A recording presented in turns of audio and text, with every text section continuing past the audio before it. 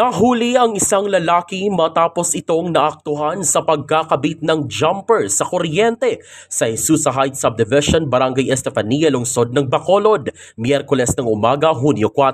Pahayag ng Negros Power, nakita ng kanilang empleyado ang ginawa ng lalaki dahil nagsasagawa sila ng inspeksyon sa lugar. Ang Negros Power ang pinagkukunan ng kuryente sa buong Negros Occidental. Naaktuhan nila ang lalaki na nagkukumpuni ng metro ng kuryente. Ang pagkakabit ng jumper ang ipinagbabawal dahil makakaapekto ito sa bill ng kuryente at maihahalin tulad ito sa pagnanakaw. Sa ngayon, nasa kustodiya na ng mga pulis ang lalaki at mahaharap sa reklamo. Ang ginawang aksyon ng lalaki ang paglabag sa Republic Act No. 7832 o ang Anti-Electricity and Electric Transmission Lines or Materials Pilferage Act of 1994. Balita mula sa Negros Occidental, Zairo Vanalbay. Para sa Kampiyon na Balita, Serbisyo Publiko at Kasiyahan sa Negros, K5 News FM.